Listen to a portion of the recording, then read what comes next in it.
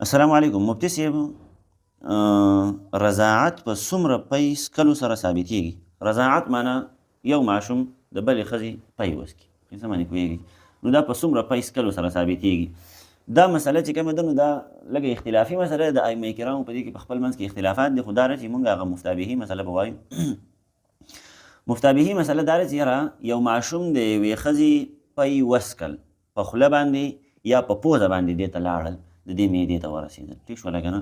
که یو ګوټ تلی دی او که نیم ګوټ تلی دی او که یو قطره تللی او که هر څنګه تللی دي، خو چې په دې دوو لارو باندې لاړل، په خوله او په پوزه باندې، د یو ماشوم خېټې ته، د یو ماشوم معدې ته د یوې ښځې پی لاړل، د ده دپاره رضاعت ثابت شو. خو هله چې کله دا ماشوم د 2.5 کالو په عمر کې دننه یي، نو هله به رضاعت ثابتېږي. داسې نه ده چې یاره یو غټ سړی دی او هغې د یو ښځې پی وڅکل، نو په دې سره به رضاعت ثابت. دغه خو ځانله مسله ده، په دغې سره رضاعت نه ثابتېږي.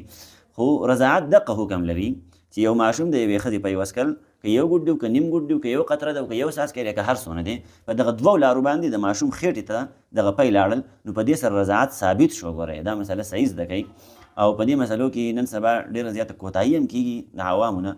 بس ښځې خو په دې نه دي، ماشوم راونیسي ته سینې ته واچوي، هغې له پی ورکړي، شوده وله ورکړي، بیا ترې یېري، بیا د هغې سره په خپل منځ کې رشتې مشتې وشي، نکاحونه وشي، نو غټې مسلې د هغې نه جوړې شي. نو د دې مسلو احتیاط کوئ، په دغې سره رضاعت ثابتېږي. ښه که ماشوم لږ پی څکلي او که ډېر یې څکلي، او که په خوله باندې ورغلي او که په پوزه باندې تللي، خو بهرحال په دې سره به رضاعت ثابتېږي. ټیک شوله؟ خو 2.5 کاله عمر د دې دپاره شرط دی. ټیک شوله که نه؟ ځکه امام ابو حنیفه صاحب وایي چې یاره 13 میاشتې رضاعت موده ده، نو 13 میاشتې دغه تقریبا 2.5 کاله جوړېږي.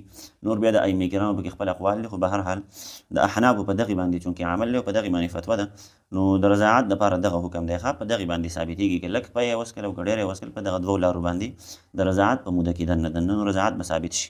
د دغې سره بیا نکاحونه هغه ځان له ټاپکس دي، په هغې باندې بیا انشاءالله چېرته خبرې اترې وکړو.